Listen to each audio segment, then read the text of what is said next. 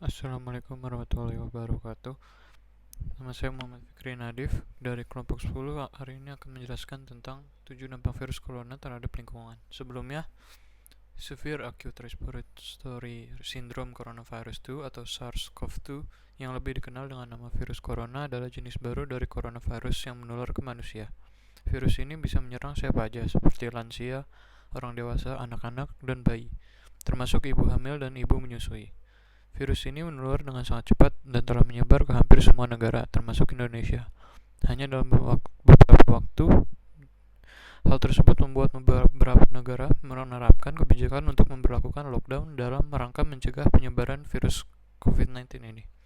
Di Indonesia sendiri diberlakukan kebijakan pembatasan sosial berskala besar atau PSBB untuk menekan penyebaran virus ini. Nah, dari dampak virus corona terhadap lingkungan, yang pertama merupakan kualitas udara yang lebih baik.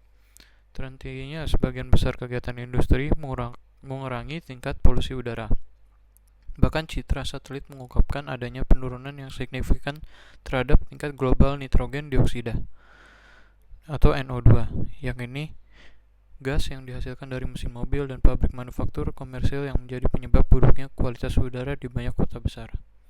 Yang kedua merupakan emisi CO2 berkurang, seperti NO2, emisi karbon dioksida juga telah berkurang di masa pandemi COVID-19 ini. Ketika kegiatan ekonomi terhenti, emisi CO2 mengalami penurunan.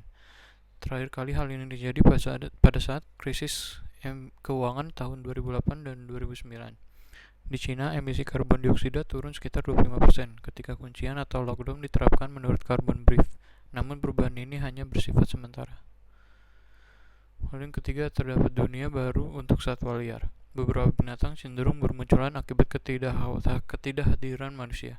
Berkurangnya kendaraan yang melintas di jalanan membuat makhluk kecil seperti landak muncul dari hibernasinya.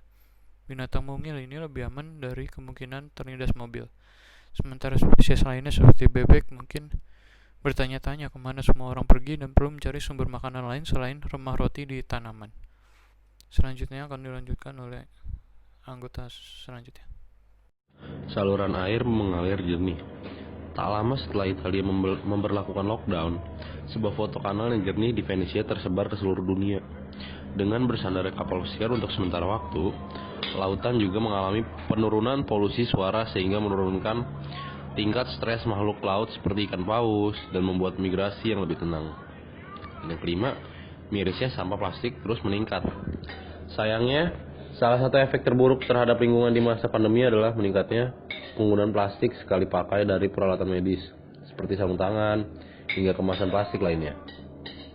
Semakin banyak orang memilih makanan yang dikemas, bahkan kafe yang tetap buka tidak lagi menggunakan cangkir yang dapat digunakan kembali sebagai upaya menghentikan penyebaran virus.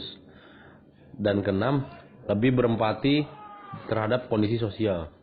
Sebelum pandemi melanda negara di seluruh dunia, terutama di Indonesia, banyak orang yang kurang mampu mengadu nasib ke kota untuk mencari pekerjaan.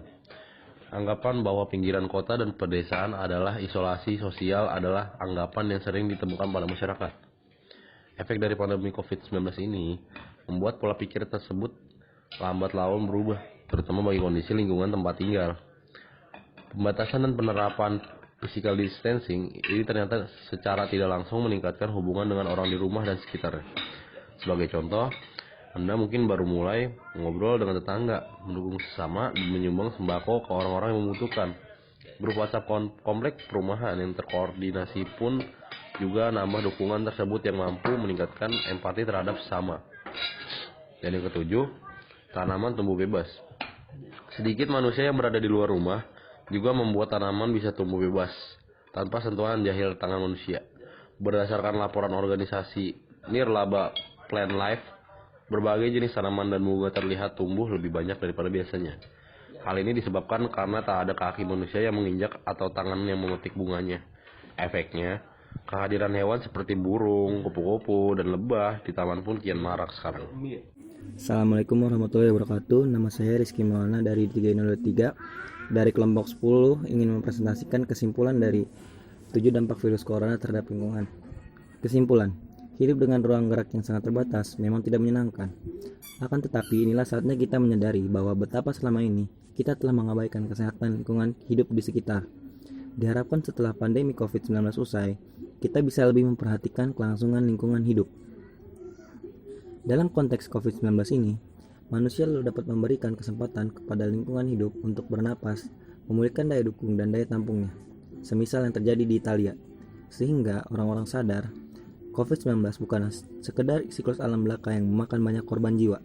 Terlebih lagi, COVID-19 mampu membenarkan cara pandang kita bahwa alam tidak sekedar komoditi ekonomi, bahwa alam lingkungan dan semesta memiliki nilai sosial dan kultural, memiliki kemampuan mereduksi segala bentuk bencana. Harus segera kita lakukan, kata Anton.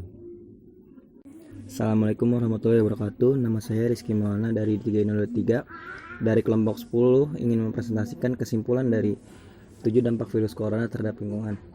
Kesimpulan, hidup dengan ruang gerak yang sangat terbatas memang tidak menyenangkan.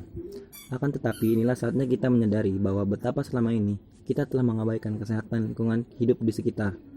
Diharapkan setelah pandemi COVID-19 usai, kita bisa lebih memperhatikan kelangsungan lingkungan hidup.